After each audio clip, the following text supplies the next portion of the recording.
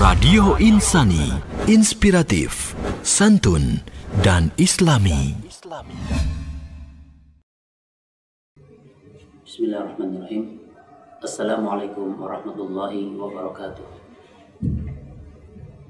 Alhamdulillahirabbil alamin.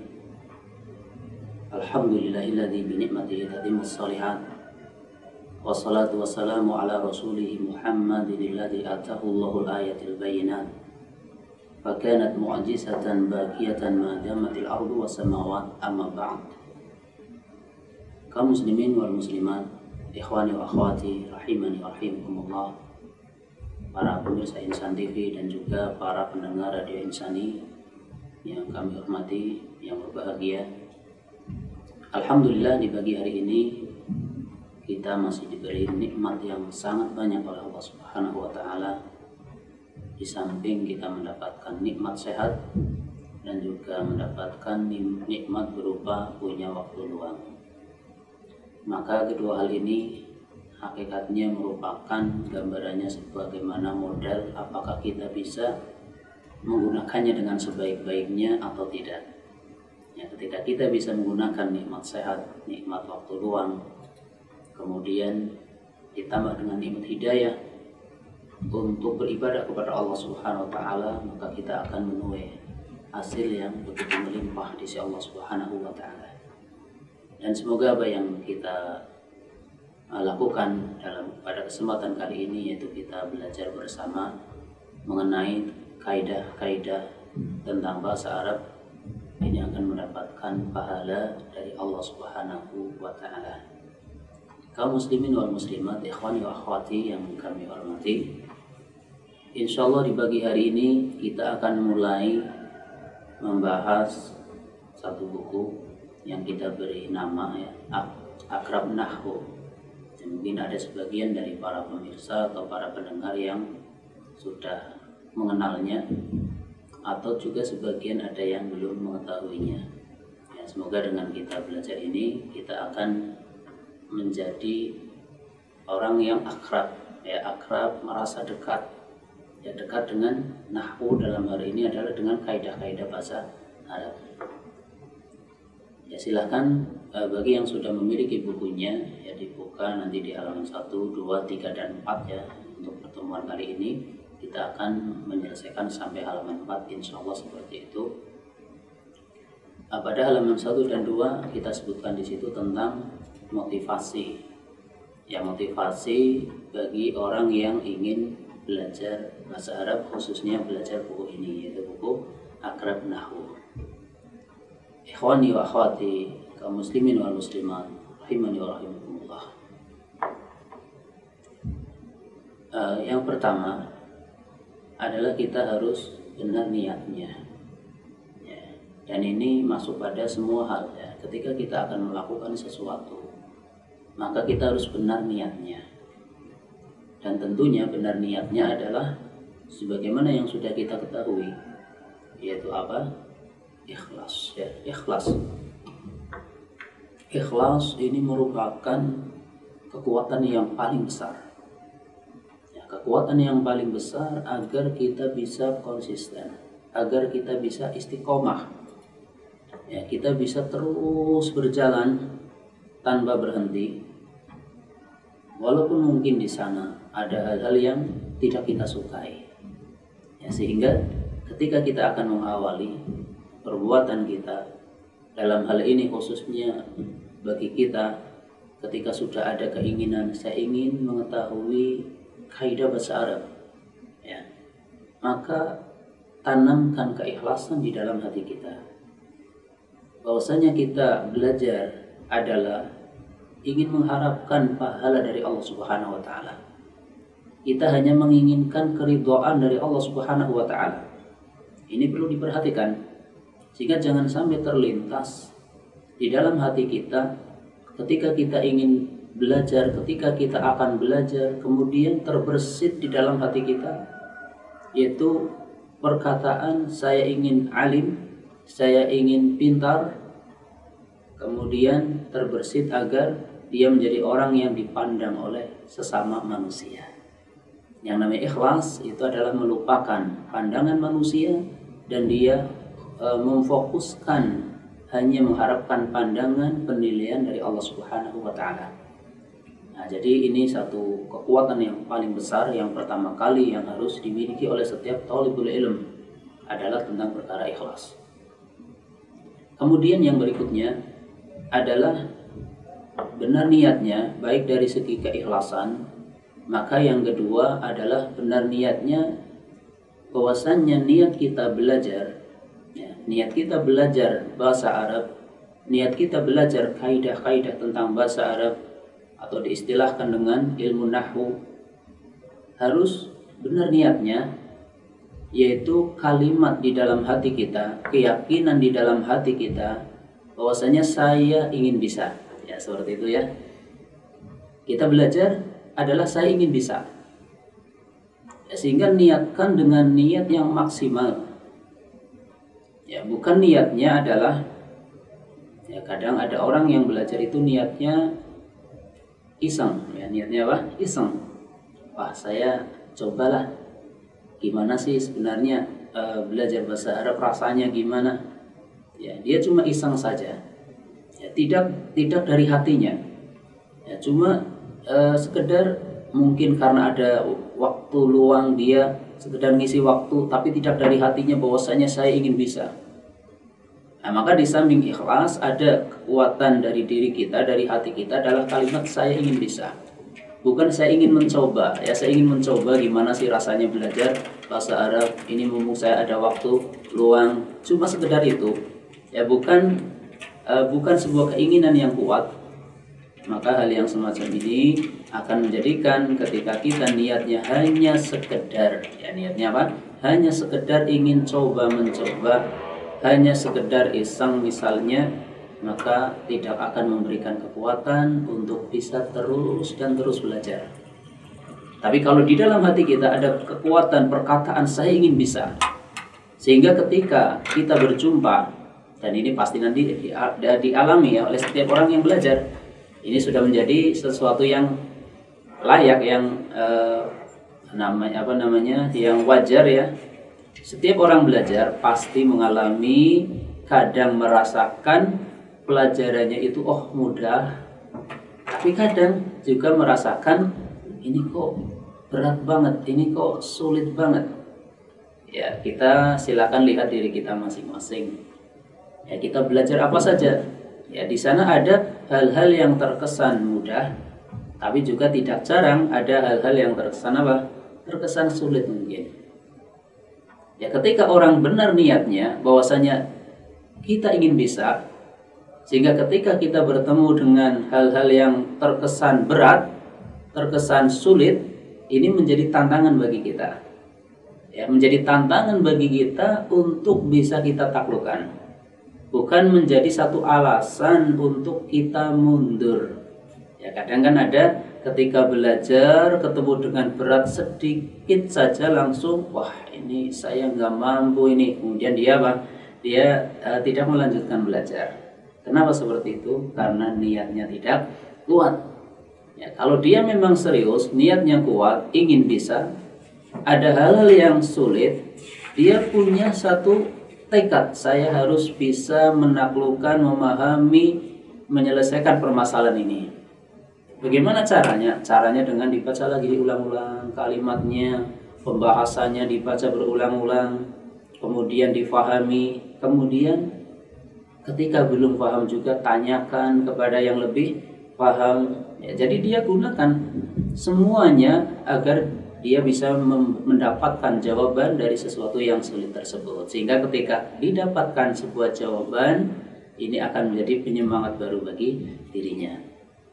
Tapi sebaliknya, ketika orang niatnya tidak kuat, ketemu sedikit saja sesuatu yang sulit ya, dia akan milih untuk tidak belajar. Ya. Sehingga dikatakan ya di situ disebutkan oleh seorang pensyair, ya seorang alim mengatakan idzil fata hasba tiqadihi rufi wa kullu man lam ya'taqid lam yantafi'. Seorang pemuda atau seseorang itu akan diangkat kedudukannya sesuai dengan keyakinannya. sesuai dengan kemantapannya, sesuai dengan keseriusannya. Wa kullu man lam ya'taqid lam yantafi'. Dan setiap orang yang tidak yakin, tidak mantap, tidak serius, maka dia tidak akan bisa mengambil manfaat. Ya maaf ya, kadang ada yang ini belajarnya itu modelnya seperti itu. Ya, modelnya ketika di awal-awal karena masih muda dia semangat. Tapi karena niatnya di hatinya hanya sekedar dan sekedar, tidak sungguh-sungguh, kemudian dia bertemu dengan yang sulit, dia berhenti. Kemudian misalnya ada pengajian lagi yang sama seperti itu, dia ikut lagi. Kemudian ketemu yang sulit lagi, mundur lagi, seperti itu terus. Ya, dia tidak bisa mengambil manfaat dari apa yang dia pelajari. Tapi kalau dia mau bersabar, ya dia mau bersabar, kemudian mau istiqomah terus menerus mempelajari, maka dia akan bisa mengambil faidah dari apa yang dia pelajari. Ya. Kaum muslimin wal muslimat, ikhwani wa akhwati rahimani wa rahimakumullah. Ya, jadi itulah di antara bagaimana cara agar kita agar kita bisa istiqomah, yaitu tanamkan di dalam hati kita, yaitu bahwasanya saya ingin bisa. Ketika kita berjumpa dengan yang mudah, ini sebagai penyemangat bagi kita. Oh, alhamdulillah saya bisa paham masalah ini. Kita menjadi semangat. Tapi ketika kita bertemu dengan yang sulit, ini kita jadikan sebagai tantangan, ya, bukan dijadikan sebagai alasan untuk kita mundur ke belakang. Sehingga dengan seperti itu akan tertanam perasaan yang lain, yaitu kita akan merasa cinta, kita akan merasa senang, nikmat ketika kita belajar. Ya, akan terasa nikmat itu. Ada tambahan faidah, ini terasa nikmat. Bahkan masuknya ilmu ke dalam diri kita itu bisa kita katakan lebih nikmat dari masuknya makanan ataupun minuman ke dalam diri kita. Ya, silahkan kita rasakan, ya, kita lihat ketika kita belajar, kita mendapatkan faidah baru, rasanya sangat nikmat, luar biasa. Bahkan lebih nikmat dibandingkan kita makan ataupun kita minum. Nah, jadi apa yang harus kita niatkan? Niat kita adalah saya ingin bisa. Bukan saya sekedar ngisi waktu luang, bukan saya sekedar iseng, bukan, tapi saya ingin bisa. Ketika nanti bertemu dengan yang mudah, alhamdulillah ini sebagai penyemangat. Ketika bertemu dengan yang terkesan mungkin masih kita sulit memahami, ya ini jadikan sebagai tantangan. Silahkan ditanyakan, semoga kita bisa memberikan jawabannya. Ya, kemudian yang terakhir berkaitan dengan mukadimah ini dari buku ini. Ya, sebenarnya buku ini, ya, cara mempelajarinya itu ada 3. Ya, cara mempelajarinya ada 3. Yang pertama yang kita sebut dengan istilah yang ideal. Ya, istilah apa?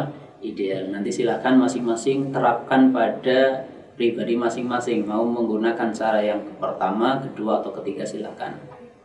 Yang pertama adalah cara yang ideal, yaitu dengan cara sebelum kita belajar buku ini, yaitu buku Aqrab Nahwu, maka terlebih dahulu mufradat atau lampiran mufradat atau kosakata yang ada di halaman 20, 21, 22 dan 23. Ada 4 halaman terakhir di situ.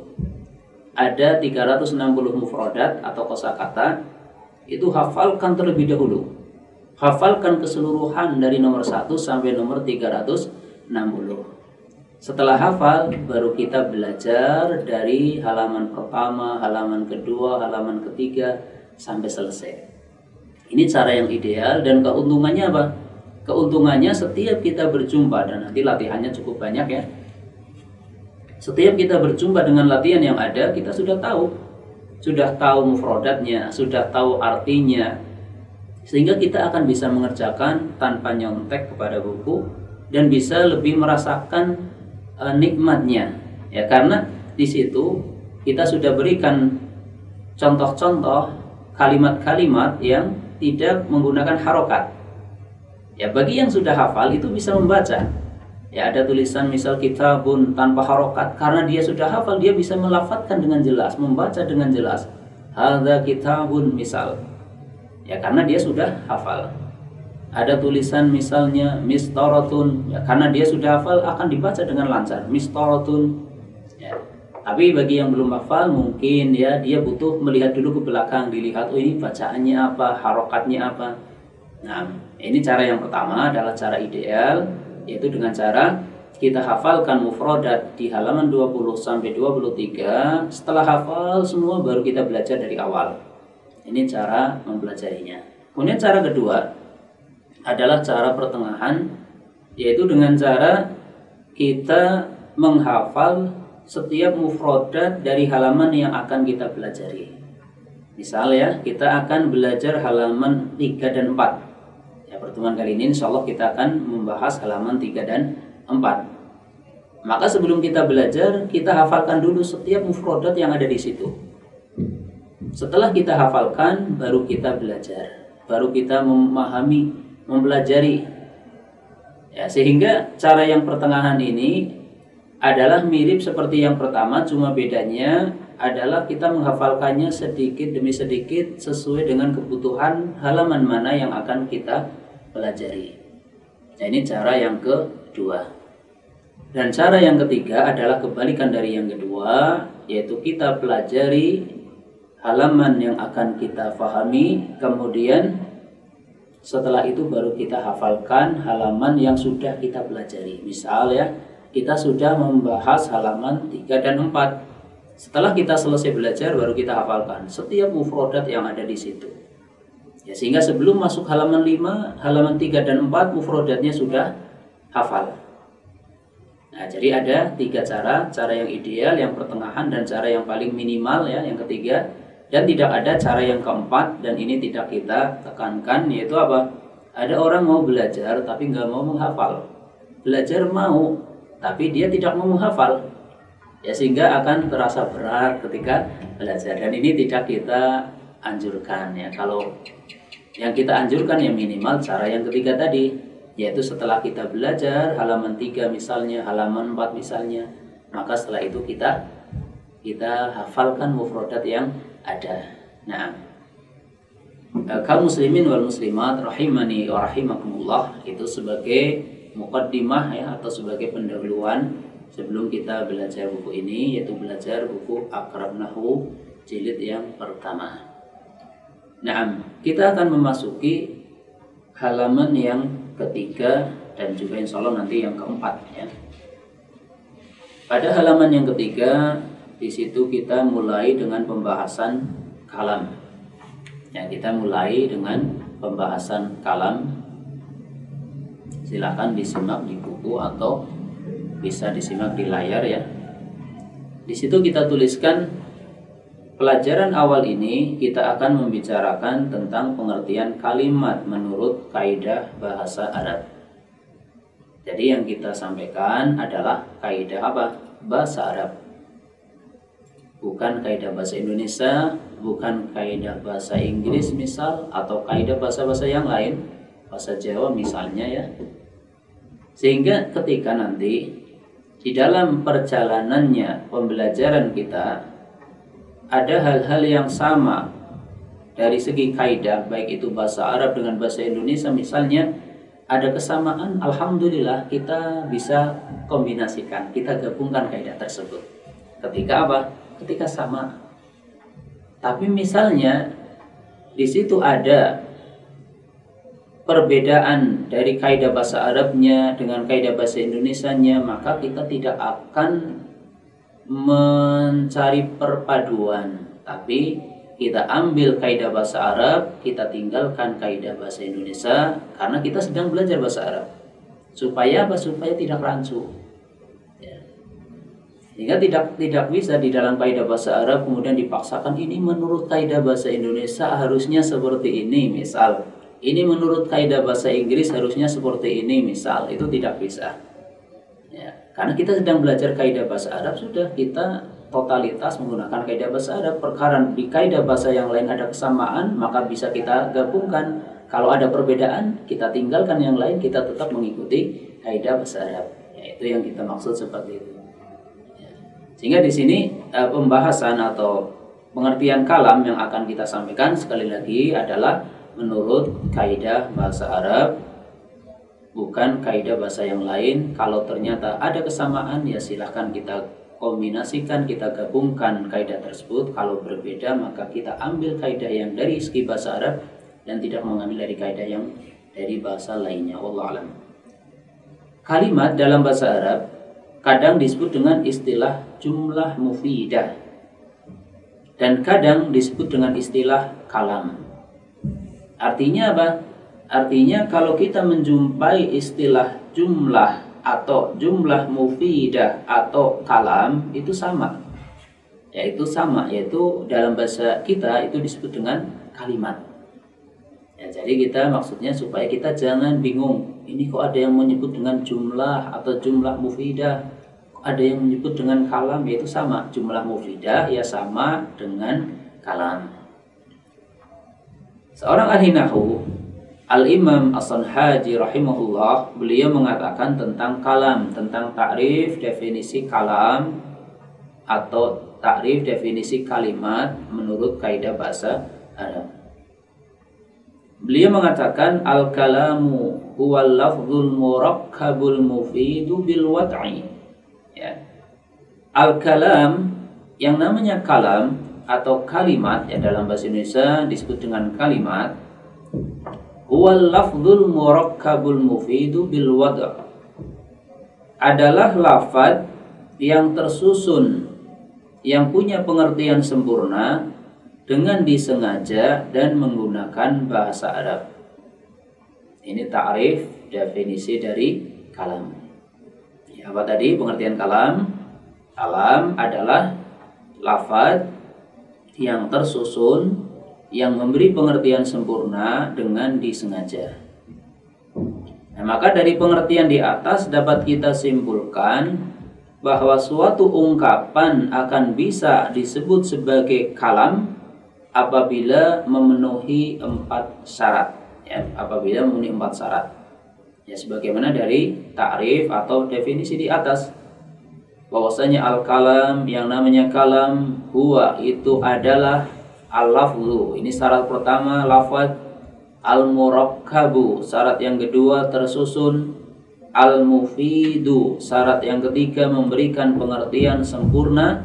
Bil wad'i, syarat yang keempat adalah bil wad'i. Bil wad' itu ada 2 makna. Yang pertama makna bil qasdi, yaitu dengan disengaja, dan yang kedua makna bil arabi, yaitu dengan menggunakan bahasa Arab, atau bil lughatil arabiyyah, ya dengan menggunakan bahasa Arab. Ya, maka marilah kita lihat rincian satu persatu dari ta'rif atau definisi kalam. Ya, tadi kita katakan bahwasanya kalam sebagaimana disebutkan atau disampaikan oleh Al-Imam As-Sanhaji rahimahullah, al-kalam, kalam itu adalah huwal lafzu, adalah al-lafzu, lafaz. Maka kita harus tahu apa itu lafaz. Ya. Kita tuliskan di situ, lafaz artinya suatu kalam itu harus ada lafaznya. Yang namanya kalimat itu adalah sesuatu yang terlafaz. Terlafaz itu artinya terucap oleh lisan. Dan yang dimaksud dengan lafaz adalah setiap suara yang mengandung huruf hijaiyah. Jadi kita mendengar ada suara itu mengandung huruf hijaiyah sehingga bisa ditulis dengan huruf hijaiyah. Ya, bisa diwakili dengan ditulis menggunakan huruf hijaiyah, maka itu lafaz. Ya, kita ambil satu contoh di situ. Misal ada lafaz zaid, ya zaidun. Ketika kita mendengar ada orang mengatakan zaidun, kita bisa menulisnya di situ. Lafaz zaidun mengandung huruf apa saja?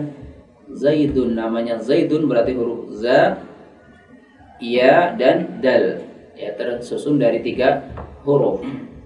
Maka kita katakan zaidun itu lafaz dikarenakan dia bisa ditulis dengan huruf hijaiyah berupa huruf za, ya dan dal. Apabila ada suara kemudian tidak bisa ditulis, ada suara tapi tidak bisa ditulis dengan huruf hijaiyah, maka menurut kaidah bahasa Arab ini, suara yang seperti itu bukan lafaz. Misal ya, suara burung. Ya, gimana suara burung? Kita bisa mendengarnya. Bisakah kita menulis hakikat dari suara burung itu? Suara beduk. Wah, beduk ini apa ini? Ya, beduk ya, tahu ya. Ya, suara beduk itu seperti itu ya. Kemudian ada suara alat musik, misal gitar ya. Kemudian yang semacamnya. Maka itu semua tidak bisa dikatakan lafaz dikarenakan apa? Dikarenakan tidak bisa ditulis. Ya.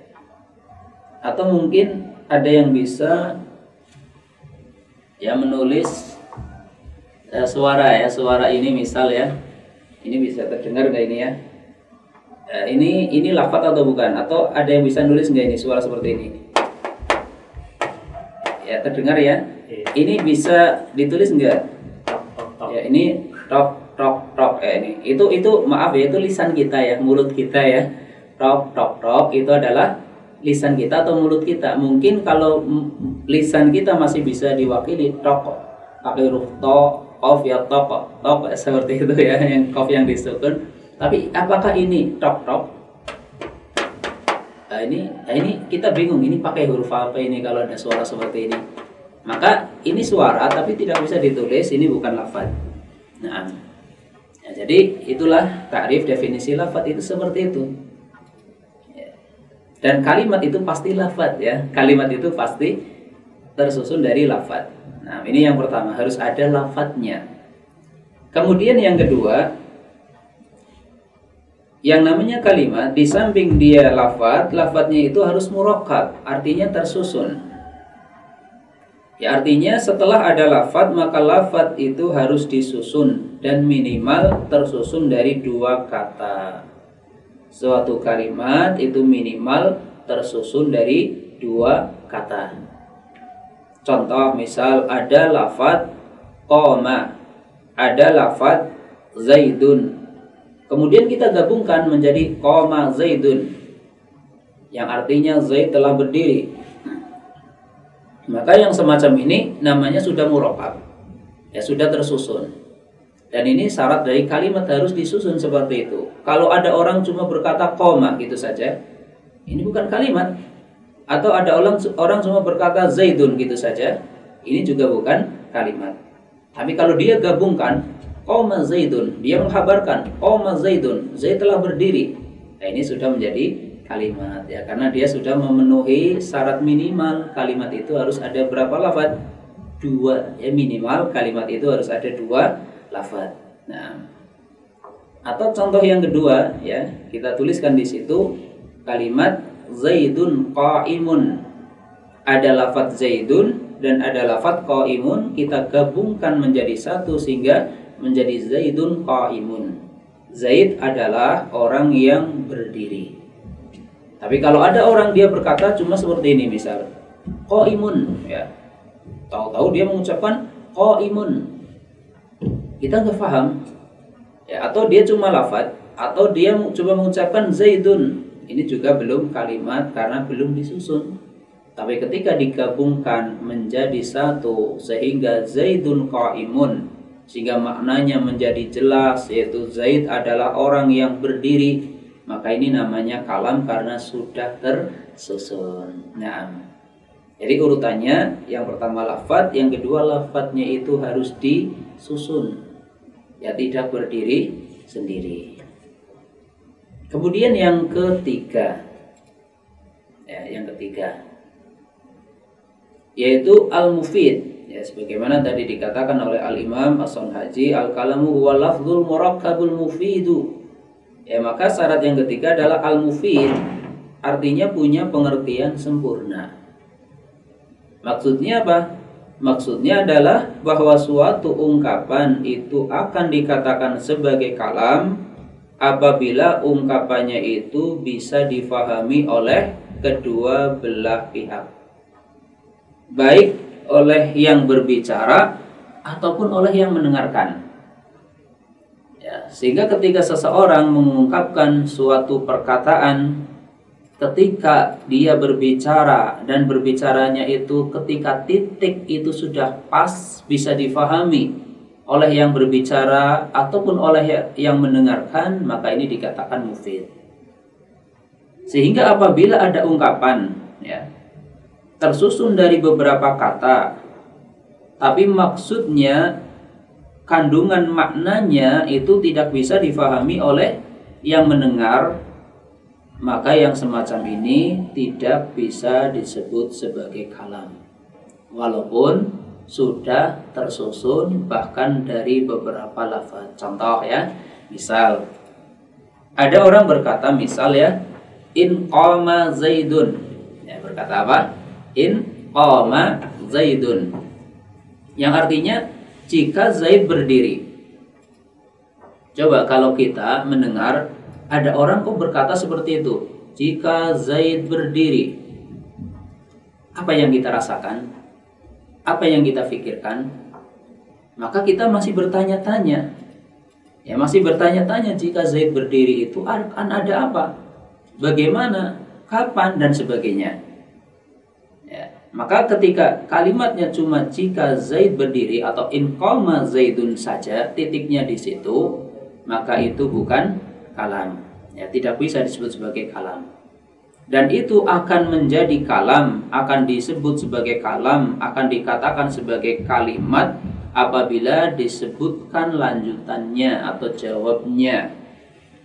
Misal dilanjutkan dengan kalimat qama Muhammadun, yang artinya Muhammad juga berdiri, sehingga menjadi in qama Zaidun qama Muhammadun. Jika Zaid berdiri, maka Muhammad juga berdiri. Maka ini baru sempurna. Ya, tapi ketika berhentinya cuma in qama Zaidun, ini bukan kalam, walaupun apa tadi? Sudah ada lafaz, lafaznya sudah tersusun, tapi belum memberikan pengertian yang jelas, baik bagi si pembicara ataupun bagi si pendengar. Dan semoga apa yang sudah saya ucapkan ya dari tadi sampai ini, sampai detik ini, ya para pemirsa, para pendengar bisa memahami sehingga bisa dikatakan sebagai apa? Mufid ya. Kalau tadi sudah ngomong banyak tapi belum paham, gimana? Apakah mufid atau belum? Ya tergantung ya.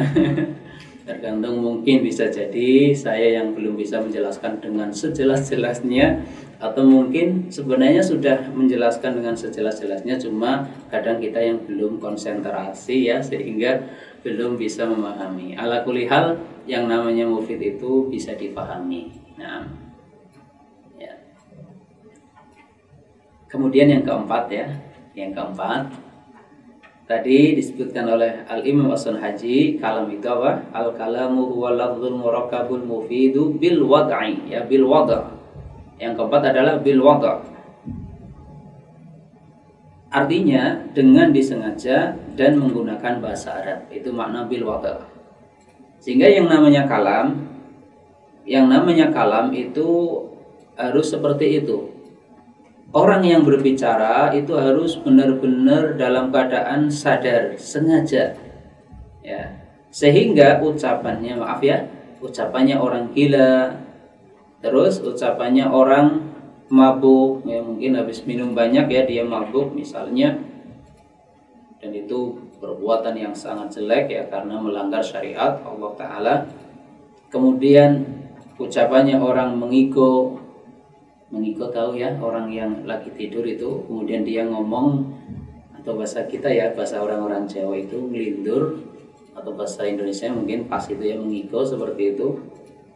Atau ucapannya orang lupa ya, orang lupa karena dia lupa, dia berbicara tapi dalam keadaan lupa, maka itu semua tidak bisa disebut kalimat atau tidak bisa dikatakan sebagai kalam. Kenapa? Karena dalam keadaan tidak sadar, dalam keadaan tidak sengaja. Ya, hakikatnya itu bukan kalam. Ya, misal ada orang gila ngomong gitu ya, itu hakikatnya bukan kalam ya. Ada orang habis minum mabuk, dia ngomong ke sana kemari, ngomong begini begitu.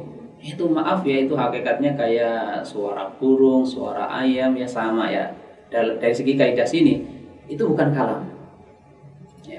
atau orang yang di luar kesadaran, mungkin karena sedih yang sangat sedih, karena senang yang sangat senang sehingga lepas kontrol sampai di luar kesadaran, maka itu hakikatnya bukan kalam. Ya, seperti kisah apa? Kisah seorang yang saking senangnya, yang sangat senangnya, seorang musafir yang kehilangan kuda dan perbekalannya, yang tadinya dia sangat sedih, kemudian ketemu lagi, maka dia karena sangat senangnya dia memuji Allah, tapi kalau bahasa kita lisannya keceletot.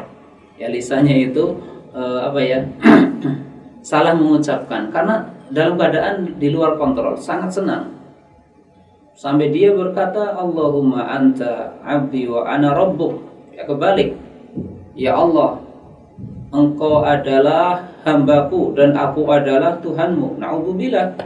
Ya, kalau ucapan seperti ini diucapkan olehnya dalam keadaan sepenuh kesadaran, yaitu ucapan na'udzubillah, ya ucapan yang bisa menjadikan orang keluar dari Islam, menjadikan dia kufur. Ya, masa mengatakan pada Allah sebagai hambanya, mengatakan pada Allah dia sebagai Tuhannya. Tapi ternyata orang itu tidak dijatuhi kafir. Kenapa? Karena di luar kesadaran, ya, di luar kesadaran, tidak sengaja, dalam arti di luar kesadaran karena saking sangat senangnya. Nah, wallahu a'lam bishawab. Ya. Jadi itu pengertian dari bil wad'. Yang pertama adalah apa? Dengan disengaja. Kemudian di samping disengaja dan menggunakan bahasa Arab. Demikian pula ucapannya orang ajam, seperti orang Indonesia, seperti bahasa kita ini, ya, atau bahasa Inggris, ucapannya orang Inggris, orang Cina dan sebagainya yang tidak menggunakan bahasa Arab, maka itu semua tidak bisa disebut sebagai kalam. Ya, kita berbicara seperti ini bukan kalam, tapi apa? Ya, kalimat seperti itu, ya. Tidak masuk kepada definisi kalam. Ya, tidak sampai terangkat kepada definisi kalam. Karena yang namanya kalam adalah bil arabiyyah atau bil lughatil arabiyyah, menggunakan bahasa Arab. Sehingga seperti tadi sudah kita sampaikan, ruang lingkup pembahasan pembelajaran kita adalah tentang kaidah-kaidah bahasa Arab. Karena kita mempelajari tentang kalam, otomatis ruang lingkupnya adalah bahasa Arab, bukan kaidah-kaidah bahasa yang lain. Nah, kaum muslimin wal muslimat, ikhwani wa akhwati yang kami hormati, rahimani wa rahimakumullah. Itulah ta'rif, definisi tentang kalam, pengertian tentang kalam sebagaimana dikatakan oleh siapa tadi?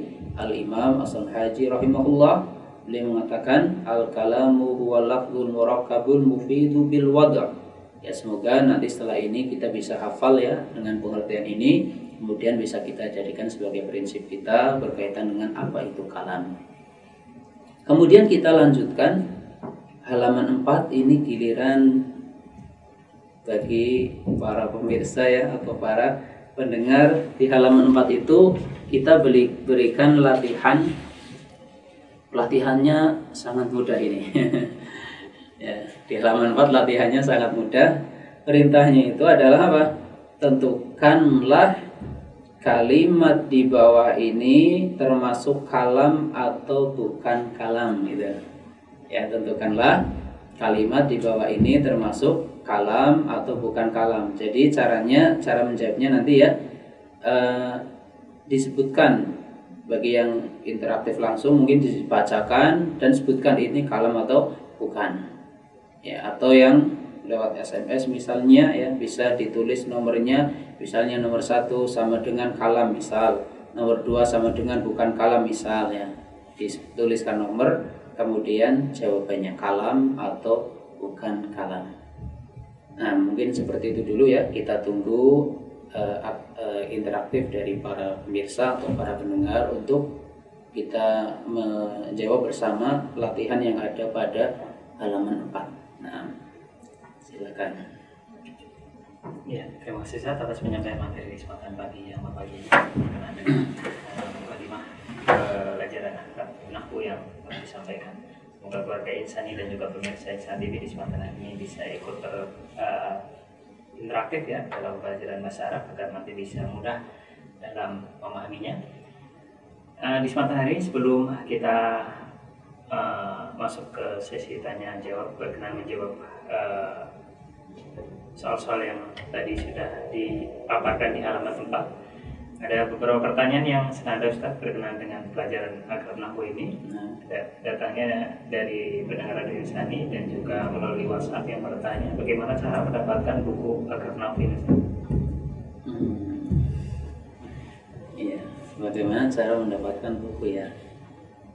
Bisa di-download tadi ya, download di Play Store itu sudah ada ya Akrab Nahwu, baik yang jilid 1, jilid 2, atau jilid 3 atau yang gabungan jadi 1 itu sudah ada. Atau download di ini apa namanya? Akrab Nahwu wordpress.com ya, akrabnahwu wordpress.com ya, di situ sudah ada, tinggal di download saja. Ya, setelah di download, di print, nah itu kan udah jadi buku itu ya, sudah di download kemudian di print ya. Ya, atau kalau bagi yang di dekat ya, dekat Purbalingga atau sekitarnya ya bisa lah, mungkin misalnya kesulitan mendapatkannya, menghubungi langsung nanti ke nomor saya, nanti bisa dibantu. Ya sebenarnya sih ada kita sudah mencoba mencetak ya, kemarin mencetak sekitar 150 mungkin lebih ya, tapi sudah habis ya, sehingga ya sebenarnya bisa saja nanti mungkin kita adakan lagi insyaallah ya. Nah, wallahu a'lam. Terima kasih Ustaz, berkenan dengan buku ini, Masya Allah, dari pemirsa Insani TV dan juga pendengar Radio Insani banyak sekali yang menanyakan berkenaan dengan buku, walaupun bukunya mudah sekali Ustaz ya, untuk bisa dipelajari dengan kita menggunakan handphone saja, bisa di-download melalui aplikasi Play Store. Ya, atau nanti bisa koordinasi dengan operator. Nah, ya insya Allah nanti kita usahakan agar nanti lebih kalau memang memiliki buku Ustaz nanti bisa sering sekali dibuka untuk belajar kembali, dan juga nanti kalau memang memiliki sudah memiliki kemampuan bisa diajarkan untuk keluarganya Ustaz. Ya, keluarga Insani dan juga pemirsa Insani TV nanti bisa ya, untuk Anda yang ingin memesan buku untuk sementara waktu hanya bisa mendaftarkan dulu, silakan untuk bisa mendaftar ke nomor radio Insani, tidak mengapa ya, insyaallah di nomor 085 600 100 880 ya, untuk bisa memesan buku Akrab Nahwu yang ditulis oleh beliau Ustadz Abu Muhammad Al-Ghazwaluyo, dan semoga nanti bisa untuk senantiasa belajar ya di setiap hari Ahad di pukul 6.30 ya atau setengah 7, dan nanti di awal ini semoga Anda juga senantiasa bisa mengikuti, dan insya Allah banyak sekali latihan-latihan di dalam buku Akrab Nahwu ini agar nanti keluarga Insani bisa sama-sama belajar pelajaran bahasa Arab bersama beliau dalam panduan buku Akrab Nahwu. Silakan untuk keluarga Insani dan juga pemirsa Insani TV yang ingin memesan buku ya Akrab Nahwu ini di nomor 085 600 100 880 ya, silakan. Dan di kesempatan hari ini Ustaz, kita langsung saja. Ada sebagian dari keluarga Insani masih menanyakan seputar pemasaran buku ini Ustaz. Aduh. Dan mungkin kami ulangi lagi untuk keluarga Insani dan juga pemirsa Insani TV ya. Sekali lagi insyaallah buku Akrab Nahwu ini insyaallah akan kami sediakan ya untuk pendengar dan juga pemirsa Insani TV. Bagi Anda yang ingin memesan buku bisa nanti menghubungi nomor kami di nomor 085 600 100 880. Alhamdulillah kesempatan ini adalah dari pembahasan pertama dari Akrab Nahwu yang disampaikan oleh beliau Ustaz Abu Muhammad. Silakan. Semoga nanti ke depannya keluarga Insani bisa maksimal ya dalam mengikuti pelajaran bahasa Arab, dan juga bisa belajar ya, terutama tadi yang disampaikan banyak sekali dari produk yang perlu dihafalkan, dan semoga nanti diberi kemudahan ya oleh Allah Subhanahu wa taala untuk senantiasa belajar bersama beliau di setiap hari Ahad di pukul 6.30 ya, bisa melalui Insan TV. Ya, bagi Anda yang memiliki saluran berparabola bisa menyimaknya di Insan TV, dan juga Anda pendengar Radio Insani bisa menyimaknya di 102.2 FM dan juga di insanifm.com bagi Anda yang memang tidak terjangkau oleh siaran kami di 102.2 FM. Mungkin di luar jangkauan kami bisa menyimaknya melalui streaming di insanifm.com ya. Dan kesempatan hari ini ternyata masih seputar pemesanan buku, Ustaz. Bukan menjawab pertanyaan, tapi masih seputar pemesanan buku, mungkin karena ada sebagian dari pemirsa dan juga keluarga Insani yang memang dari pembahasan kemarin belum siap, Ustaz, untuk bisa mengcopy atau bisa mendapatkan makalah ya. Mungkin kesempatan hari ini kita langsung saja untuk bisa menjelaskan dari latihannya. Insya Allah di kesempatan yang akan datang kita akan coba untuk bisa berinteraksi, Ustaz.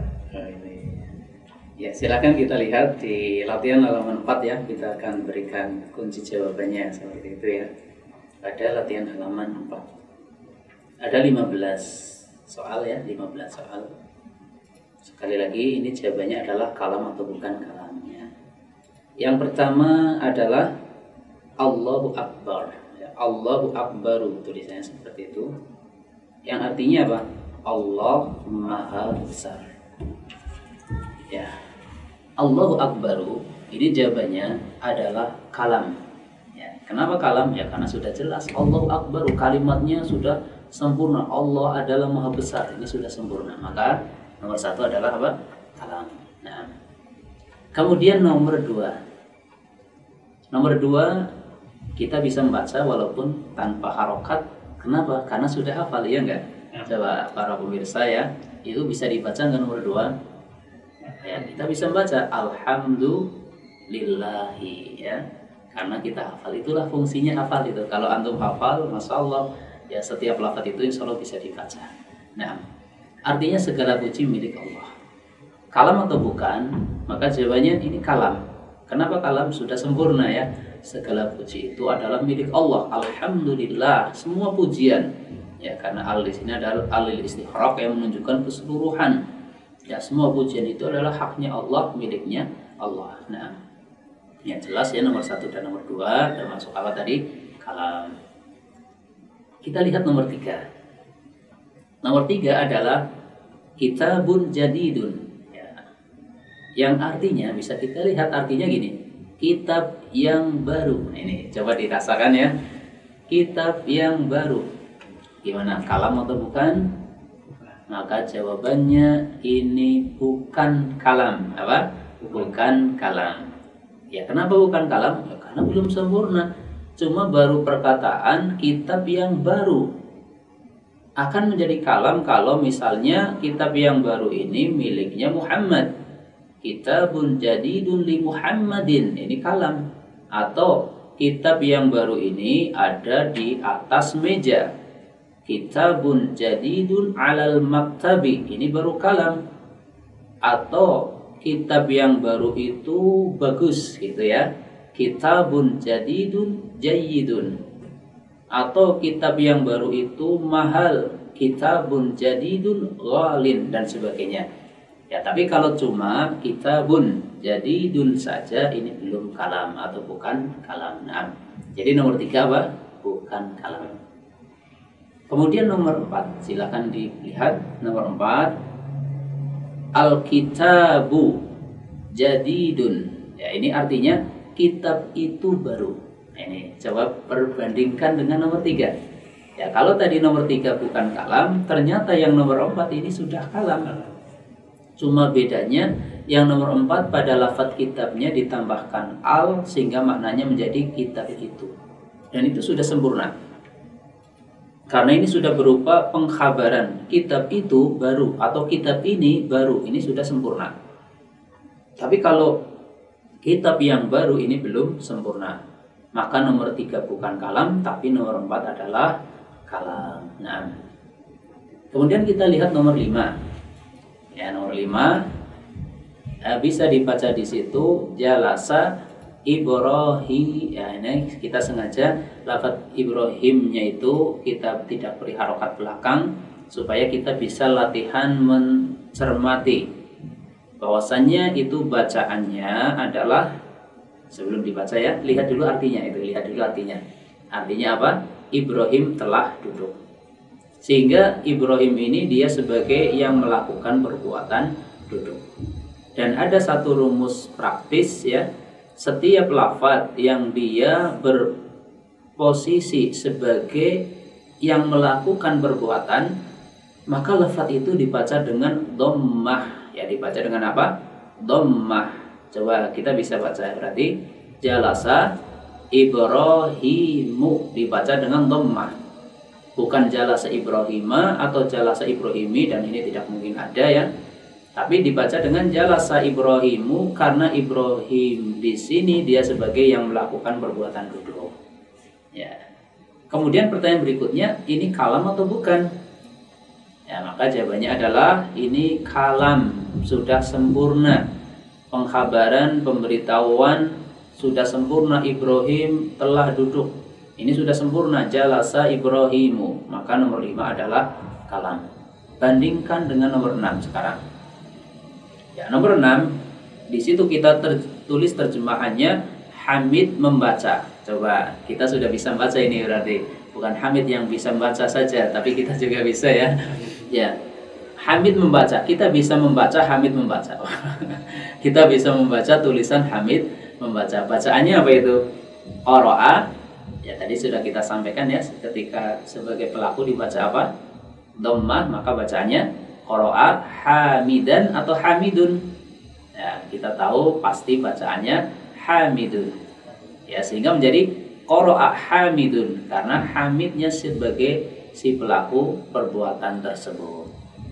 Ya, bacaannya bukan hamidan, bukan hamidin, tapi apa? Hamidun karena sebagai pelaku. Qara'a hamidun. Ya, pertanyaan berikutnya, ini kalam atau bukan? Ya, maka jawabannya apa? Jawabannya adalah ini bukan kalam. Nah, ini perbandingan dengan yang kelima coba. Yang nomor 5 dikatakan kalam, tapi ini kok bukan kalam? Kira-kira kenapa? Ya, karena yang namanya membaca itu pasti ada yang dibaca. Maka di sini perlu disebutkan yang dibaca itu apa. Kalau dia membaca Al-Quran, maka menjadi qara'a hamidunil Qur'ana. Ini baru kalam. Misalnya membaca kitab, qara'a hamidunil kitaba. Membaca koran, misal qara'a hamidunil jaridata dan sebagainya. Ya. Qara'a hamidunil risalata. Ya, mungkin ada yang bertanya, ini kok yang di belakang semuanya dibaca fathah gitu ya. Yaitu ketentuannya setiap yang sebagai objek dari suatu perbuatan dibaca fathah. Nah, kembali kepada nomor 6 ini. Nomor 6 ini adalah bukan kalam karena belum disebutkan apa sih yang dibaca. Ya, beda dengan nomor 5. Nomor 5 itu yang namanya duduk itu tidak perlu ada objeknya. Ibrahim telah duduk, udah sempurna. Adapun misalnya Ibrahim telah duduk di atas kursi, jalasa Ibrahimu alal kursi, kalimat di atas kursi atau alal kursi itu hanya sebagai pelengkap. Ya, sebagai pelengkap, tapi itu bukan sebagai sesuatu keharusan. Nah, wallahu alam. Kita lihat nomor 7. Lihat dulu artinya apa? Sufyan makan roti, gitu ya. Sufyan makan roti. Nah, ini kita bisa membaca ini. Tadi sudah kita sampaikan cara-caranya ya. Coba bacaannya menjadi apa ini? Akala, terus Sufyana atau Sufyanu, maka jawabannya dibaca Sufyanu karena sebagai pelakunya ya. Kemudian rotinya itu khubz ya. Dibacanya khubzun atau khubzan atau khubzin. Ya, tadi kita sampaikan setiap yang berfungsi, berperan sebagai yang dikenai pekerjaan, dia dibaca dengan fathah. Sehingga menjadi yang betul khubzan. Nah, terlebih di situ ada alif, itu pasti menggunakan fathah tanwin ya. Akala Sufyanu khubzan. Sufyan telah makan roti. Pertanyaannya kalam atau bukan? Maka jawabannya ini adalah kalam, sudah sempurna. Sufyan makan roti, pelakunya disebutkan, objeknya juga disebutkan, berarti sudah sempurna. Nah, nomor 8. artinya di situ kita sedang belajar bahasa Arab. Ya, kan betul ya, kita sedang belajar bahasa Arab. Ya, kita tuliskan di situ nata'allamul lughatal arabiyyata. Ya, nata'allamul lughatal arabiyyata. Kita sedang belajar bahasa Arab. Kalam atau bukan? Jelas kalam, karena memang kita sedang belajar bahasa Arab, kan seperti itu ya. Ya, kita ini sedang belajar bahasa Arab berarti kalam. Ya, sudah sempurna ini. Nah, lihat nomor 9. Di situ kita tuliskan nuhibbu, artinya kami mencintai. Ya, ini gimana? Kami mencintai, kalam atau bukan? Insya Allah para pemirsa, para pendengar sudah bisa menjawab. Ini adalah bukan kalam. Kapan akan disebut kalam? Kalau disebutkan objeknya. Misal kami mencintai Islam, maka menjadi nuhibbul Islama. Ya, sekali lagi, yang sebagai objek dibaca dengan fathah. Kami mencintai Islam berarti nuhibbul Islama. Kami mencintai Allah berarti menjadi apa? Nuhibbullaha. Ya, seperti itu. Nuhibbullaha. Coba terjemahkan ya, sambil mendengarkan, sambil mencoba menerjemahkan. Kami mencintai Al-Quran, maka menjadi apa? Ya, nuhibbul Qur'ana, seperti itu ya. Nuhibbul Qur'ana. Terakhir, ini latihan terakhir. Kami mencintai Rasulullah Sallallahu Alaihi Wasallam, maka menjadi nuhibbu Rasulallahi, ya, nuhibbu Rasulallahi Sallallahu Alaihi Wasallam. Nah, jadi sekali lagi, kalau cuma nuhibbu saja ya ini bukan kalam karena belum sempurna. Nah, kami mencintai, misalnya ibu-ibu kami mencintai ayah kami, ya itu baru kalam ya. Tapi kalau cuma kami mencintai saja itu belum kalam. Wallahu a'lam. Kita lihat nomor 10. Di situ kita tuliskan terjemahannya Luqman minum. Bahasa Arabnya itu syariba luqmana atau luqmanu ini. Ya, bacanya adalah karena sebagai pelaku dibaca dengan dhammah. Syariba luqmanu dengan dhammah. Pertanyaannya kalam atau bukan? Insya Allah sudah bisa menjawab. Karena syariba ini minum. Syariba kan minum. Minum itu membutuhkan sesuatu yang diminum. Maka yang diminum itu harus disebutkan. Kalau belum disebutkan berarti belum sempurna. Berarti nomor 10 jawabannya bukan kalam. Misal supaya menjadi kalam, Luqman minum air. Syariba Luqmanul ma'a. Misal ya. Luqman minum kopi. Misal syariba Luqmanul qahwata. Ya, Luqman minum jus, misalnya syariba Luqmanul ashira dan sebagainya. Ya, kalau disebutkan objeknya maka itu kalam, tapi ketika belum maka belum sempurna sehingga belum bisa dikatakan sebagai kalam. Nah, kita lihat nomor 11. Ya. Wah, ini artinya sudah jelas ini. Jelas kurang sempurna ya. Pedagang pergi ke itu kan. Ini sudah bisa menjawab ini. Jawabannya adalah bukan kalam. Bahasa Arabnya zahabat tajiru ila, ya, pedagang pergi ke kemana? Ya, misal ke pasar maka zahabat tajiru ila suqi, ya. Apa? Zahabat tajiru ila suqi. Ya, umumnya kan pedagang perginya ke pasar ya. Itu kalam. Tapi kalau cuma zahabat tajiru saja, tajiru ila gitu ya, maka itu bukan kalam. Misal pedagang pergi ke masjid karena akan sholat. Ini para pedagang kan sergap sholat ya. Zahabat tajiru ilal masjidi. Ini. Atau karena pedagangnya itu senang membaca, dia pergi ke perpustakaan. Zahabat tajiru ilal maktabati. Atau pedagangnya juga senang belajar sehingga dia pergi ke pondok pesantren ya. Di samping dia nyantri, dia juga berdagang sehingga bisa dikatakan seorang pedagang yang pergi ke pondok pesantren. Zahabat tajiru ilal ma'hadi misalnya. Ya, tapi kalau cuma zahabat tajiru ila gitu saja ya, itu belum kalam atau bukan kalam. Naam. Kemudian nomor 12 kita lihat artinya di situ kita tuliskan saya pulang dari masjid. Raja'tu minal masjid. Nah, ini jelas ya, jelas sempurnanya. Maka nomor 12 adalah kalam. Nah, nomor 12 adalah kalam. Kemudian nomor 13. Nah, kita tuliskan terjemahnya di situ. Jika kalian bertakwa kepada Allah, in tattaqullaha, jika kalian bertakwa kepada Allah, berhentinya di situ, maka ini belum kalam. Maka harus disebutkan lanjutannya, in tattaqullaha yaj'al lakum furqanan. Misal, jika kalian bertakwa kepada Allah, maka Allah akan memberikan furqanan, pembeda, sehingga bisa membedakan mana yang hak dan mana yang batil. Ya. Atau in tattaqullaha yaj'al lahu makhraja, Allah akan berikan kepadanya makhraja, yaitu jalan keluar. Nah, tapi kalau berhentinya di situ berarti belum kalam. Nomor 14. Alal maktabi. Oh, ini kelihatan ini di atas meja. Ya, kelihatan belum sempurna ya. Di atas meja ada apa? Kan seperti itu. Sehingga alal maktabi ini juga bukan kalam. Akan menjadi kalam kalau disebutkan di atas meja ada apa? Alal maktabi kitabun, di atas meja ada sebuah kitab, itu baru kalam. Alal maktabi kubun, di atas meja ada sebuah gelas, maka itu baru kalam. Alal maktabi qalamun, di atas meja ada pena, maka itu baru kalam. Tapi kalau cuma alal maktabi saja, itu bukan kalam dikarenakan belum sempurna. Dan yang terakhir, di dalam rumah ada orang laki-laki. Fil baiti rajulun. Fil baiti rajulun. Ini jelas ya, jelas sempurna ya.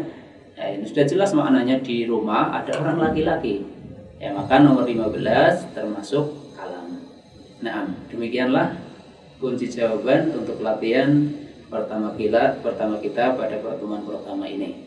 Nah, ya, terima kasih Ustaz atas pemaparan jawabannya. Ada dari pendengar Radio Insani yang mengirimkan jawabannya, dan nilainya 100 Ustaz. Masya Allah.